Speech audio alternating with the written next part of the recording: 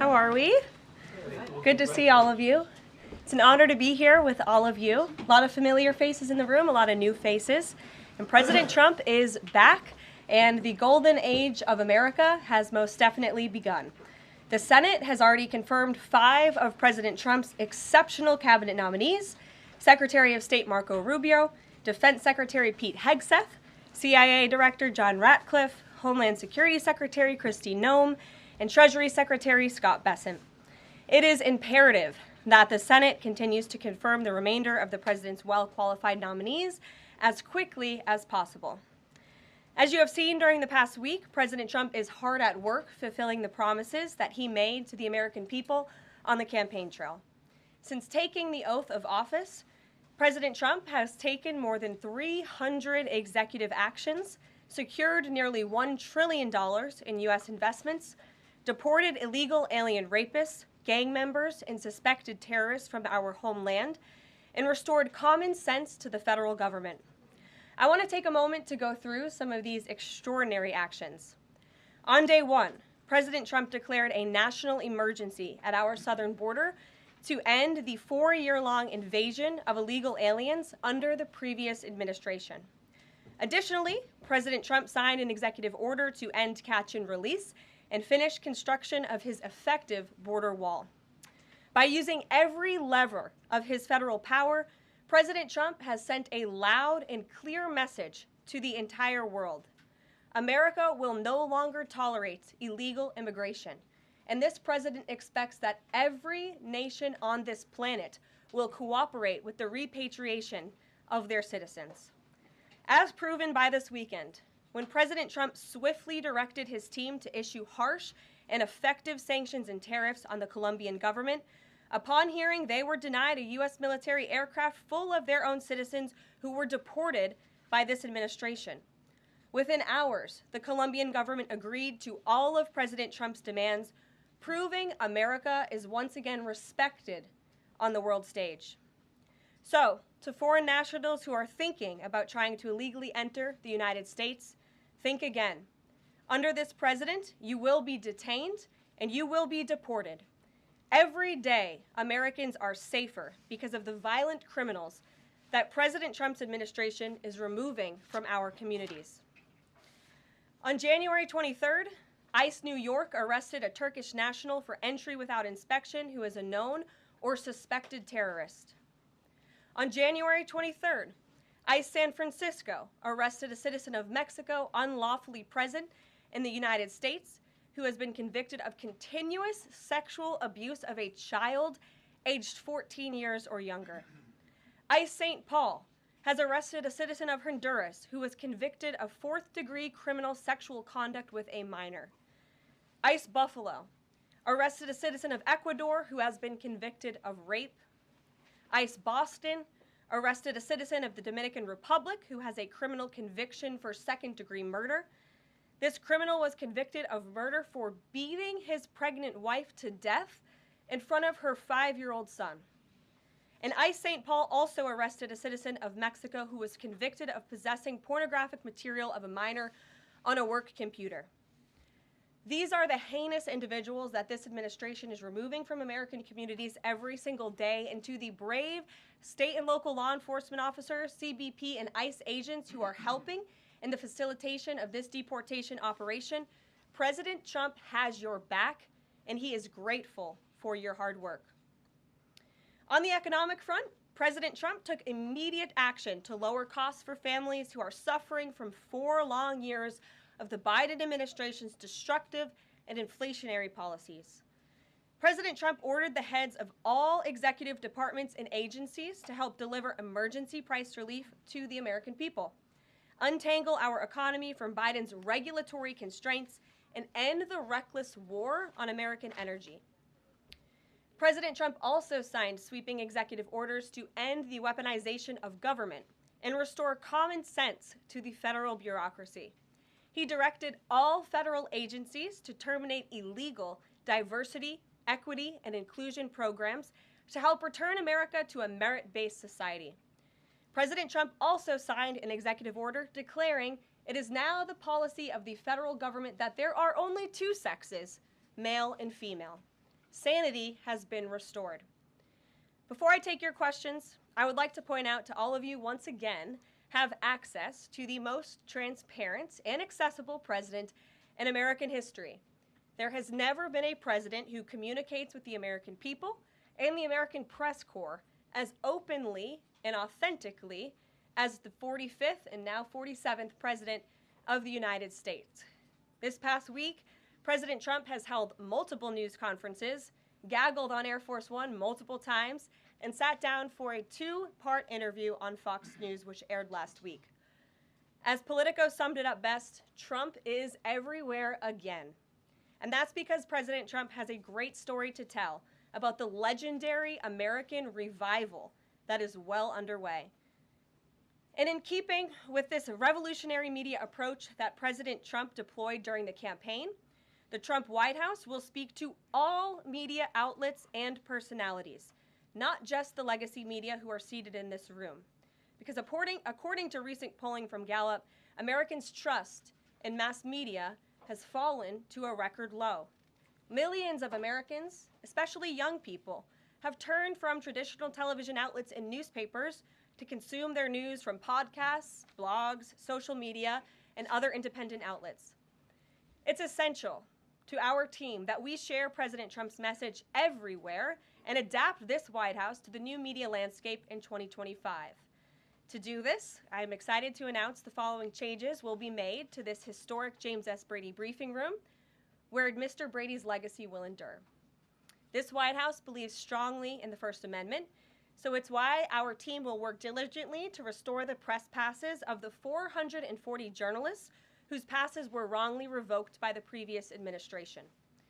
We're also opening up this briefing room to new media voices who produce news-related content and whose outlet is not already represented by one of the seats in this room. We welcome independent journalists, podcasters, social media influencers, and content creators to apply for credentials to cover this White House. And you can apply now on our new website, whitehouse.gov/newmedia. Starting today, this seat in the front of the room, which is usually occupied by the press secretary's staff, will be called the new media seat. My team will review the applications and give credentials to new media applicants who meet our criteria and pass United States Secret Service requirements to enter the White House complex. So in light of these announcements, our first questions for today's briefing will go to these new media members whose outlets, despite being some of the most viewed news websites in the country, have not been given seats in this room. And before I turn to questions, I do have news directly from the President of the United States that was just shared with me in the Oval Office. From President Trump directly, an update on the New Jersey drones. After research and study, the drones that were flying over New Jersey in large numbers were authorized to be flown by the FAA for research and various other reasons. Many of these drones were also hobbyists, recreational, and private individuals that enjoy flying drones. In time, it got worse due to curiosity. This was not the enemy.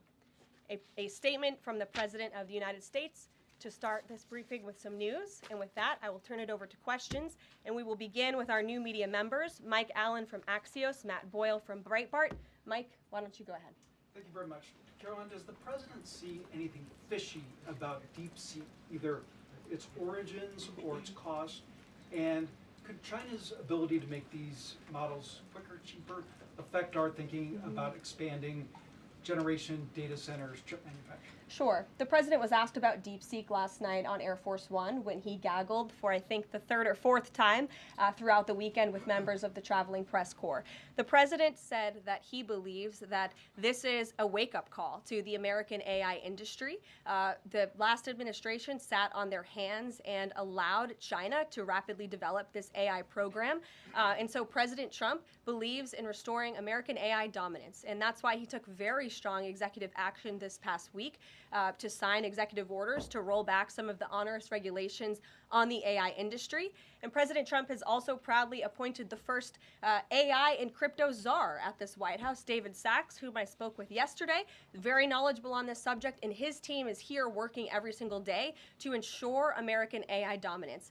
As for the national security implications, I spoke with NSC this morning. They are looking into what those may be, and when I have an update, I will share it with you, Mike. And Caroline, you say restore U.S. dominance. Is there a fear that the U.S. either is falling or has fallen behind? And how would the president make sure the U.S. stays ahead? No, the president is confident that we will restore American dominance in AI. Yeah, Matt. so Caroline, first off, thank you to you and President Trump for actually giving voices to new media outlets that represent millions and millions of Americans. The thing I would add, I've got a two-part question for you. The first is just can you expand upon what steps the White House is going to take to bring more voices, not less, which is what our founder Andrew Breitbart believed in, into this room where they rightfully belong? Yeah. Absolutely. And as I said in my opening statement, Matt, it is a priority of this White House to honor the First Amendment. And it is a fact that Americans are consuming their news media from various different platforms, especially young people. And as the youngest press secretary in history, thanks to President Trump, I take great pride in opening up this room to new media voices to share the president's message with as many Americans as possible. In doing so, number one, we will ensure that outlets like yours, Axios and Breitbart, which are widely respected and viewed outlets, have an actual seat in this room every day. We also, again, encourage anybody in this country, whether you are a TikTok content creator, a blogger, a podcaster, if you are producing legitimate news content, no matter the medium, you will be allowed to apply for press credentials to this White House. And as I said earlier, our new media website is whitehouse.gov/new media. And so we encourage people to apply. Again, as long as you are creating news-related content of the day and you're a legitimate independent journalist, you're welcome to cover this White House. And secondly, Caroline, you said you laid out several of the actions that President Trump has taken. Obviously, it's a stark contrast to the previous administration of breakneck speed from President Trump. Can we expect that pace to continue as the first 100 days moves along here and beyond that?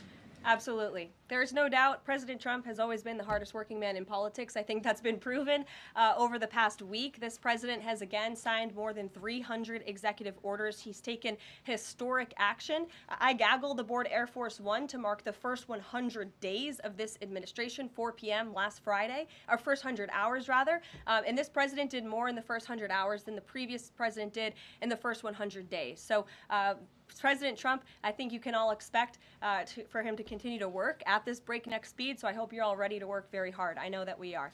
Zeke Miller. Thanks, Caroline. A question that we've asked your predecessors of both parties in this job.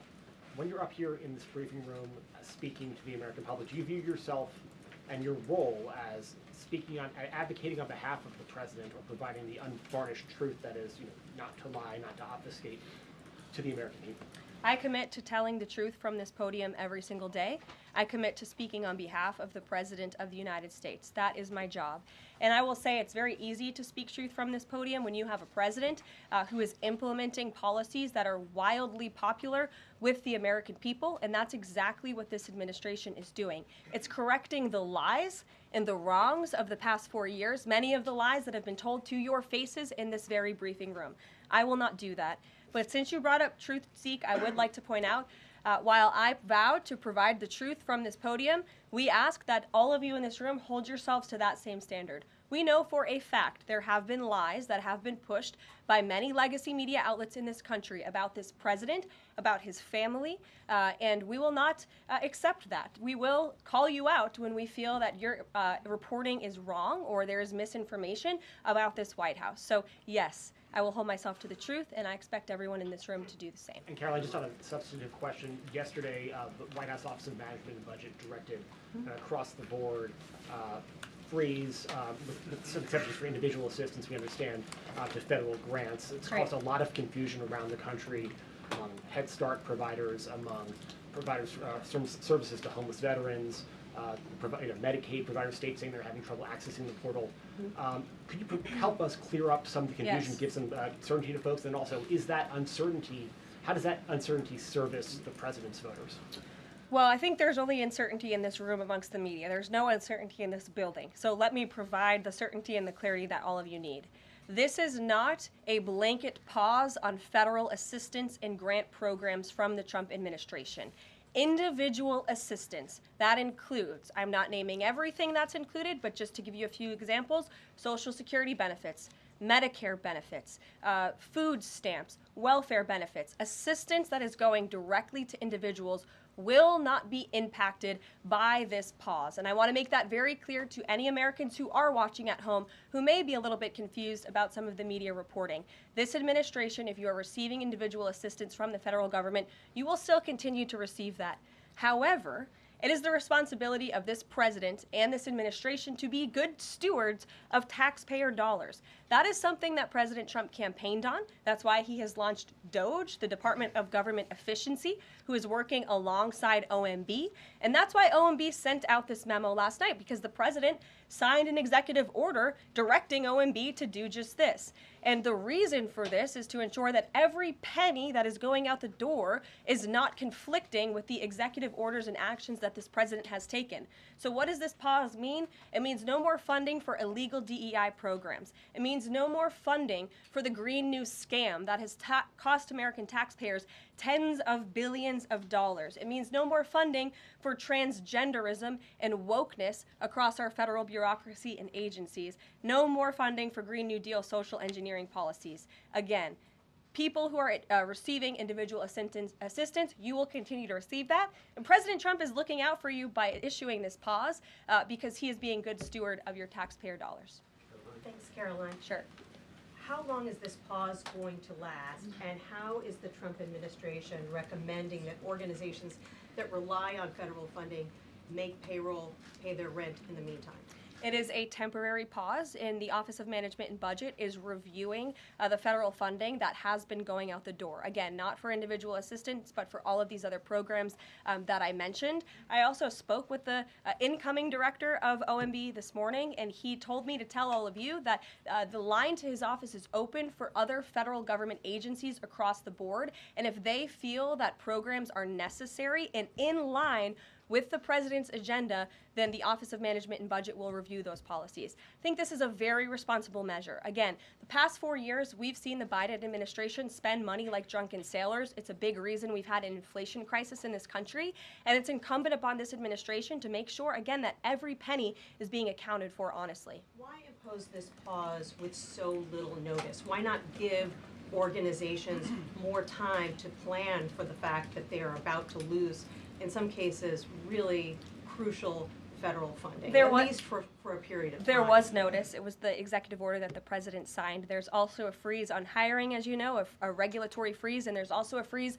on foreign aid. And this is, again, incredibly important to ensure that this administration is taking into consideration how hard the American people are working. And their tax dollars actually matter to this administration. You know, just during this pause, DOGE and OMB have actually found that there was $37 million that was about to go out the door to the World Health Organization, which is an organization, as you all know, that President Trump, with the swipe of his pen in that executive order, is no longer wants the United States to be a part of. So that wouldn't be in line with the president's agenda. DOGE and OMB also found that there was about to be 50 million taxpayer dollars that went out the door to fund condoms in Gaza. That is a preposterous waste of taxpayer money. So that's what this pause is focused on, being good stewards of tax dollars. And so this doesn't Jennifer. affect Meals on Wheels or Head Start or disaster aid? Again, it does not affect individual assistance that's going to Americans. To follow up on Nancy, do you think there will be a list of who is affected and how much money is affected? How will these contractors and organizations know if they are actually having their funding frozen? And then secondly, if you're willing, can you just clarify, is the end goal of this to essentially challenge Congress or to prove that the president can withhold federal funding? In other words, is this an attempt to pick a fight to prove that he can do this? No, absolutely not. As it says right here in the memo, which I have, and I'd encourage all of you to read it, it says the American people elected President Trump to be the President of the United States and gave him a mandate to increase the impact of every federal dollar. This memo requires federal agencies to identify and review all federal financial assistance programs and supporting activities consistent with the president's policies and requirements. The American people gave President Trump an overwhelming mandate on November 5th, and he's just trying to ensure that the tax money going out the door in this very bankrupt city actually aligns with the will and the priorities of the American people. Brian Glenn. Yes. Welcome. You Thank look you. great. You're doing a great job. Thank you talked you. about transparency, and some of us in this room know how just transparent President Trump has been the last 5 or 6 years. I think you'll do the same. My question is, do you think this latest incident with the president of Colombia is indicative of the global, powerful respect they have for President Trump moving forward, not only to engage in economic diplomacy with these countries, but also world peace? Absolutely. I'll echo the answer that the president gave on Air Force One last night when he was asked a very similar question by one of your colleagues in the media. This signifies peace through strength is back. And this president will not tolerate illegal immigration into America's interior. And he expects every nation on this planet, again, to cooperate with the repatriation of their citizens who illegally entered into our country and broke America's laws. Won't be tolerated. And as you saw, the Colombian government quickly folded and agreed to all of President Trump's demands. Flights are underway once again. Deanna. Two questions on deportations, if I may. President Trump had said on the campaign trail that he would deport pro-Hamas students who are here on visas. And on his first day in office, he signed an executive order that said, quote, "The U.S. must ensure that admitted aliens and aliens otherwise already present in the U.S. do not bear hostile attitudes towards its citizens, culture, government, institutions, or founding principles." So should we take this executive order as Trump saying he would be open to deporting those students who are here on visas but, hold pro-Hamas sympathies? The president is open to deporting individuals who have broken our nation's immigration laws. So if they are here illegally, then certainly he is open to deporting them. And that's what this administration is hard at work at doing. We receive data from DHS and from ICE every single day. From what we hear on the ground, ICE agents are feeling incredibly empowered right now because they actually have a leader in this building who is supporting them in doing their jobs that they were hired to do, which is to detain, arrest, and deport illegal criminals who have invaded our nation's borders over the past 4 years. That's what the president is committed to seeing. Peter. Caroline, if I can ask you very quickly, just following up on the question on immigration first. President Trump, during the course of the campaign in 2024, said the following about illegal immigration. He said, "They're going back home where they belong, and we start with the criminals. There are many, many criminals." NBC News has learned that ICE arrested 1,179 undocumented immigrants on Sunday, but nearly half of them, 566 of the migrants, appear to have no prior criminal record besides entering the country illegally. Is the president still focused exclusively, which is a civil crime, it's not criminal? It's a federal crime. So I'm asking though, he said he was going to focus on those violent offenders first. So is violent offenders no longer the predicate for these people to be deported? The president has said countless times on the campaign trail, I've been with him at the rallies, I know you've been there covering them too, Peter, that he is focused on launching the largest mass deportation operation in American history of illegal criminals. And if you are an individual, a foreign national, who illegally enters the United States of America, you are, by definition, a criminal. And so therefore, you are subject to deportation. I apologize for interrupting. So to be clear, it's not violent criminals do not receive precedence in terms of the deportations taking place. The president has also said two things can be true at the same time. We want to deport illegal criminals, illegal immigrants from this country, but the president has said that, of course, the illegal criminal drug dealers, the rapists, the murderers, the individuals who have committed heinous acts on the interior of our country and who have terrorized law-abiding American citizens, absolutely, those should be the priority of ICE, but that doesn't mean that the other illegal criminals who entered our nation's borders are off the table. Understood. Then let me ask you a separate question about the confusion that still exists across the country right now as it relates to the freeze or the pause as it's described. President Trump, of course, ran one of the key policy items was that he was going to lower prices, lower the cost of everything from groceries, as he often said.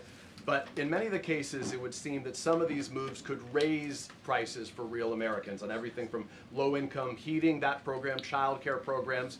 Will nothing that the president's doing here in terms of the freeze in these programs raise prices on ordinary Americans. What particular actions are you referring to that I'm would? referring to LHEAP right now. That's the low-income heating program, for example. We can talk about, there's no clarity, so I could refer to a lot of them. We don't know what they are specifically. Can you tell us that LHEAP, that LIHEAP is not one of those affected? So you're asking a hypothetical based on programs that you can't even identify. I just identified. What I can tell Well, you just to be is clear, that since you guys haven't identified, let's do it together, just for Americans at home. Medicaid, is that affected? I gave you a list of examples: Social Security, Medicare, welfare benefits, Medicaid's food good. stamps that will not be impacted by this federal pause. I can get you the full list after this briefing from the Office of Management and Budget. But I do want to address the cost cutting because that's certainly very important and cutting the cost of living in this country. President Trump has taken historic action over the past week to do that.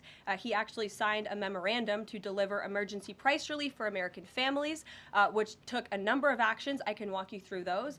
He also repealed many onerous Biden administration regulations. We know over the past 4 years, American households has been essentially taxed $55,000 in regulations from the previous administration. President Trump, with the swipe of his pen, rescinded those, which will ultimately put more money back in the pockets of the American people. So deregulation is a big deal. And then when it comes to energy, I mean, the president signed an executive order to declare a national energy emergency here at home, which is going to make America energy dominant. We know that energy is one of the #1 drivers of inflation. And so that's why the president wants to increase our energy supply to bring down costs for Americans. The Trump energy boom is incoming, and Americans can expect that. Please share that out. Thank you. Caroline, I think some of the confusion I think may be here with this pause on federal funding. You've made it clear you're not stopping funds that go directly to individuals, but there certainly are lots of organizations that receive funding and then may pass along a benefit. Meals on Wheels, for one. They provide meals for over 2.2 million seniors.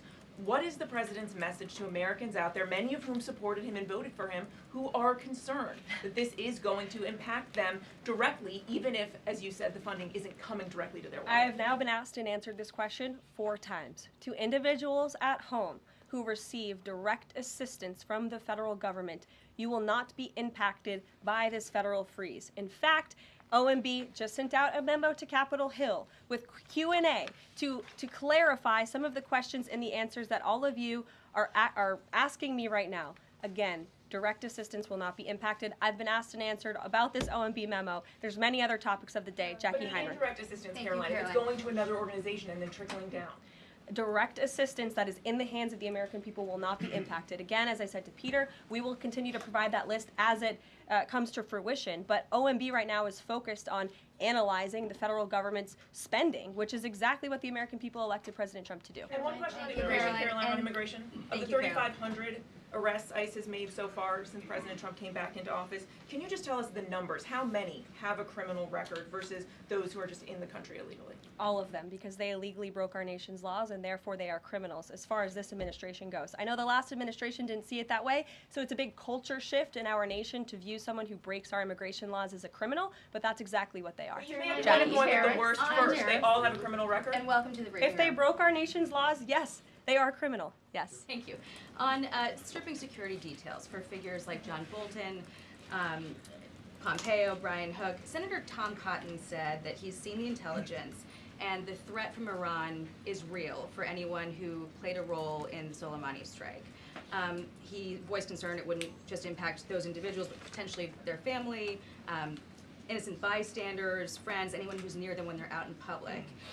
Is the president open to reconsidering his decision?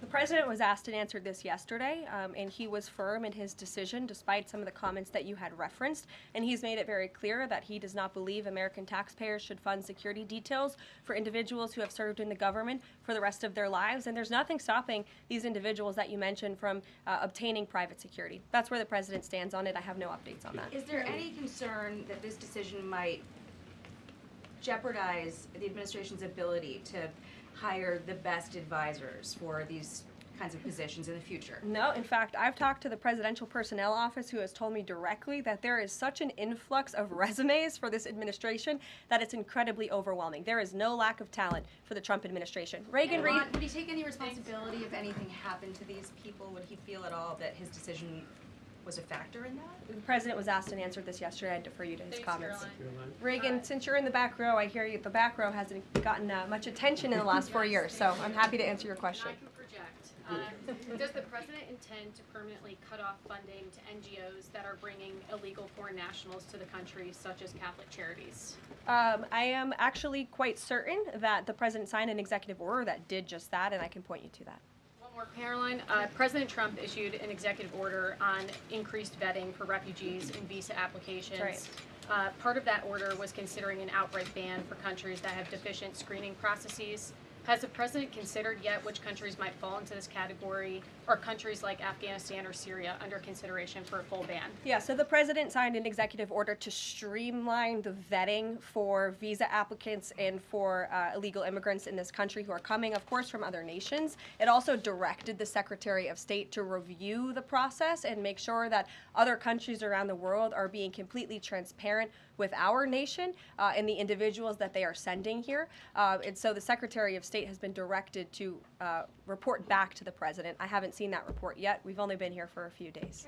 Caroline, sure. Questions for you. One on the freeze in federal funding. Who advised the president on the legality of telling government agencies that they don't have to spend money that was already appropriated by Congress? Well, as the OMB memo states, this is certainly within the confines of the law. So White House counsel's office believes that this is within the president's power to do it, and therefore he's doing it. Okay, so they disagree with lawmakers who say that they don't have the power to freeze this funding. Again, I would point you to the language in the memo that clearly states this is within the law. And on what happened on Friday night, the administration fired several inspectors general without giving Congress the 30-day legally required notification that they were being fired. I think only 2 were left at DHS and the DOJ. And then yesterday we saw several prosecutors, I believe 12, fired from the Justice Department who worked on the investigations into the president. As you know, they are career prosecutors, therefore they are afforded civil service protections. How is the administration deciding which laws to follow and which ones to ignore? So it is the belief of this White House and the White House counsel's office that the president was within his executive authority to do that. He is the executive of the executive branch, and therefore he has the power to fire anyone within the executive branch that he wishes to. There's also a case that went before the Supreme Court in 2020, Scala Law LLC versus the Customs, Bureau protection. I would advise you to look at that case, and that's the legality that this White House was resting on. So you're confident that if they bring lawsuits against you, those prosecutors who were fired, that they will succeed? We will win in court, And yes. did he personally direct this, given they worked on the classified documents investigation and the election interference investigation? This was a memo that went out by the Presidential Personnel Office, and the president is the leader of this White House, so it did yes. come from him. Yes. Caroline? Sure. Thank you. Congrats on your first day behind the podium. Thank you. President Trump ended funding for UNRWA and also designated the Houthis a foreign terrorist organization. That's right. Both were decisions that the previous administration had reversed. So here's my question. Will there be an investigation into who gave the previous administration this terrible advice? Well, that's a very good point. I haven't heard discussions about such an investigation, but it wouldn't be a bad idea considering that the Houthis certainly are terrorists. They have launched attacks on U.S. naval ships across this world, and so I think it was a very wise move by this administration to redesignate them as a terrorist group, because they are, and I think it was a foolish decision by the previous administration to do so. As for an investigation, I'm not sure about that, but it's not a bad idea. Josh. Thank you for the question. I appreciate it. Can you give us an update on the president's plans for his tariff agenda? He spoke a lot about this yesterday, and there's a couple of dates coming up that he's spoken to. Number one, February 1st, he's alluded to both the potential for tariffs for Canada and Mexico, but also China to take effect on those days. What's he thinking about that? Yeah. Should those countries expect that? Again, he was asked and answered this question this past weekend when he took a lot of questions from the press, and he said that the February 1st date for Canada and Mexico still holds. What about the China 10% tariff that he also had mused about last Tuesday going into effect on the same day? Yeah, the president has said that he is very much still considering that for February 1st. Separately, yesterday he talked also about sectoral tariffs on, for instance, pharmaceuticals as well as semiconductor computer chips. He talked about steel, aluminum, and copper. What's the timeline on those? Is that a similar sort of coming days thing? Yeah, or- so when the president talked about that in his speech yesterday, that actually wasn't a new announcement. That was within a presidential memorandum that he signed in one of the first days here in the White House on his America First trade agenda. So there's more details on those tariffs in there. As far as a date, I don't have a specific date to read out to you, but the president is committed to implementing tariffs effectively, just like he did in his first term. Finally, he also was asked on the plane when he gaggled about the potential for a universal tariff. He was asked maybe about 2.5%. Yeah. There was a report about that. He said he wanted much bigger than that. Should we understand that these tariffs would add up? You know, in other words, you might have country-specific tariffs like Canada, Mexico, China. You might have sectoral tariffs like on pharmaceuticals, as well as a potential universal tariff on top of that. Do these stack on one or the other, or would one sort of take precedence over another? All I can point you to is what the president has said on this front. The February 1st date for Canada and Mexico, also the China tariff that he has discussed. He rejected the 2.5% tariff. He said that was a little bit too low. He wants it to be higher. I'll leave it to him to make any decisions on that front. Phil Wegman. What the Mexicans Phil. and Canadians have done so far, do you have any comment on whether that has met the bar, what he wants to see on fentanyl? Thank you. I won't get ahead of the president again on advocating to foreign nations on what they should or shouldn't do to get away from these tariffs. The president has made it very clear, again, that he expects every nation around this world to cooperate with the repatriation of their citizens. And the president has also put out specific statements in terms of Canada and Mexico when it comes to what he expects in terms of border security. We have seen a historic level of cooperation from Mexico, but again, as far as I'm still tracking, and that was last night talking to the president directly, February 1st is still on the books. Phil. Thank you, Caroline. Quick programming note and then a question on taxes. Programming note. Well, in terms of programming, Sounds should we fun. expect to see you here every day? How frequently will these press briefings be? It is a good question, April. So, look, the president, as you know, is incredibly accessible. First day here, he wanted all of you in the Oval Office. You got a 60-minute press conference with the leader of the free world while he was simultaneously signing executive orders. I may add that's pretty impressive. I don't think the previous office holder would be able to pull such a thing off. So, look, the president is the best spokesperson that this White House has, and I can assure you that you will be hearing from both him and me as much as possible. And then a question about tax cuts. You know, the president has promised to extend the tax cuts from the previous term. I'm curious, you know, does the president support corresponding spending cuts as some Republicans have called for in Congress? And will the new Treasury Secretary be leading those negotiations with the Hill as Mnuchin did during the first administration? The president is committed to both tax cuts and spending cuts, and he has a great team negotiating on his behalf, but there's no better negotiator than Donald Trump, and I'm sure he'll be involved in this reconciliation process as it moves forward. Caroline, Sure. Caroline, in the announcement that you made last night on the Iron Dome, it said the president had directed that the United States will build this Iron Dome. Yeah. When you read into the executive order, it seemed short of that. It asked for a series of studies and reports back to him. Can you tell us whether the president has directed this? And if he is as concerned on this issue, why the suspensions that we saw listed by OMB included so many different nuclear programs, non-proliferation programs, programs to blend down nuclear weapons, and so forth? First of all, when it comes to the Iron Dome, the executive order directed the implementation of an Iron Dome. It also, as you said, kind of directed research and studies to see if or how the United States can go about doing this, particularly the Department of Defense.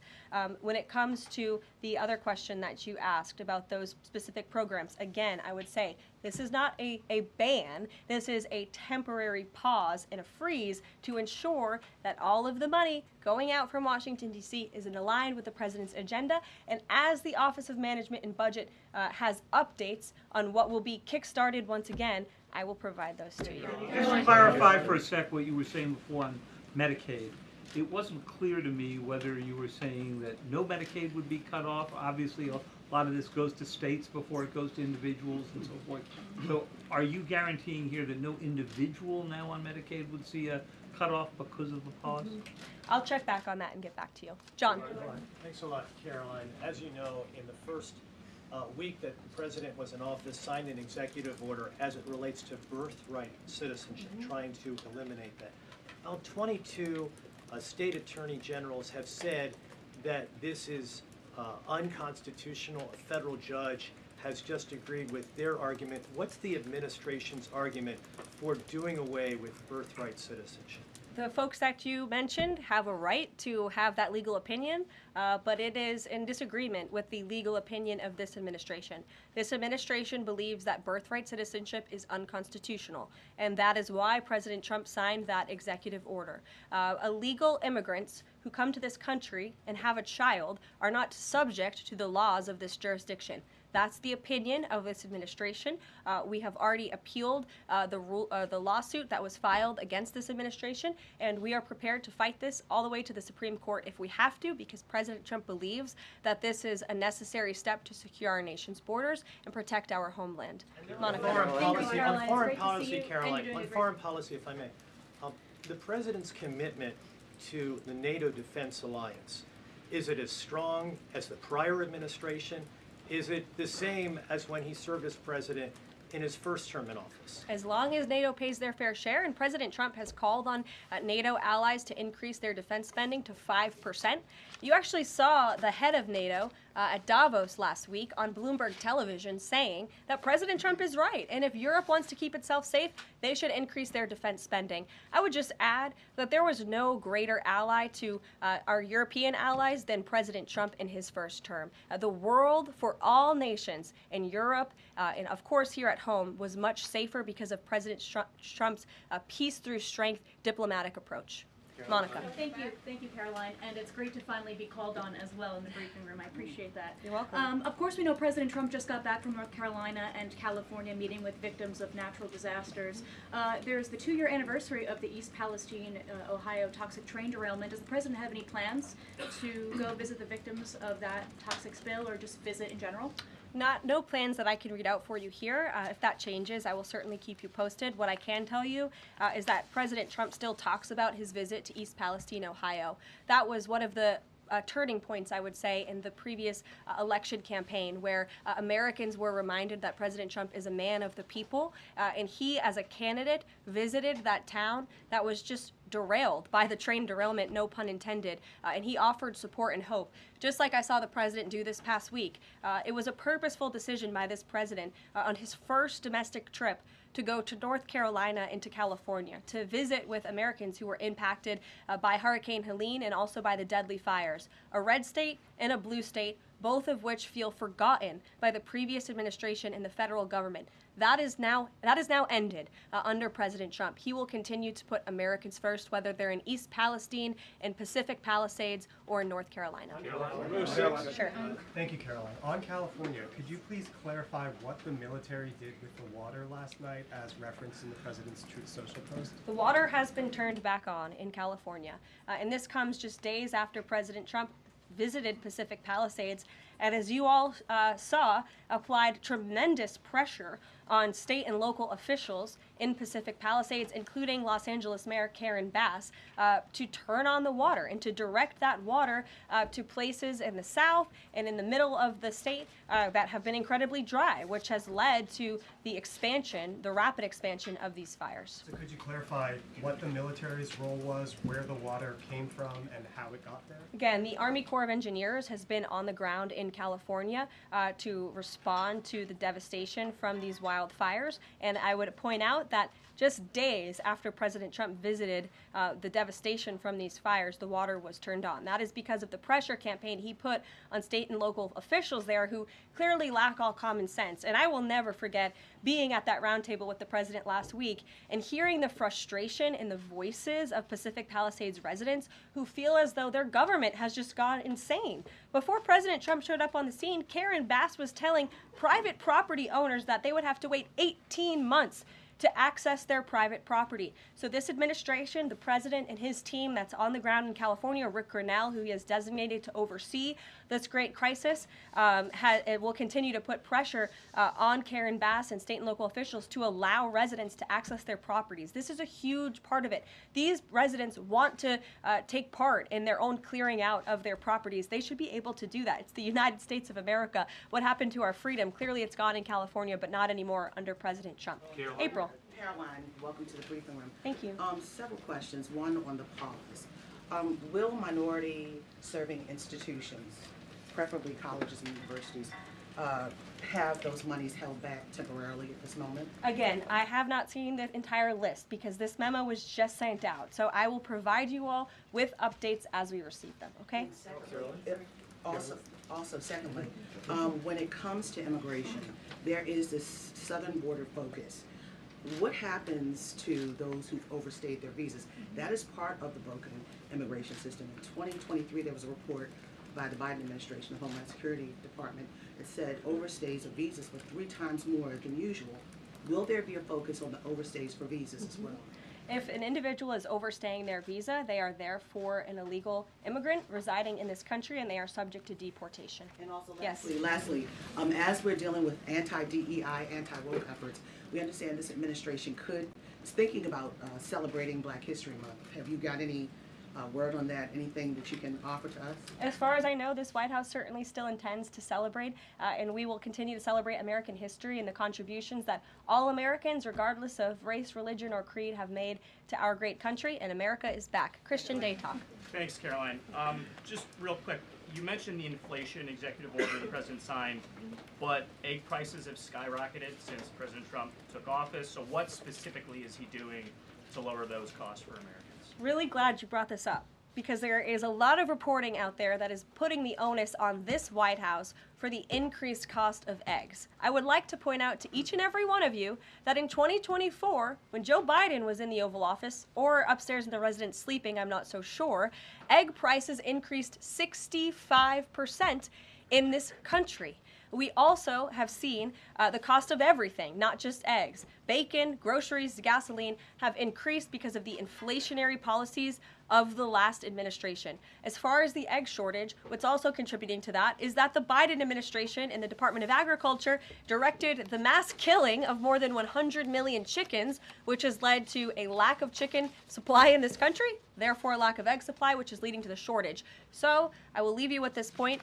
This is an example of why it's so incredibly important that the Senate moves swiftly to confirm all of President Trump's nominees, including his nominee for the United States Department of Agriculture, Brooke Rollins, who is already speaking with Kevin Hassett, who's leading the economic team here at the White House, on how we can address the egg shortage in this country. As for costs, I laid out the plethora of ways that President Trump has addressed saving costs for the American people over the past week. He looks forward to continuing doing that in the days ahead. Thank you guys so much. We'll see you soon. One more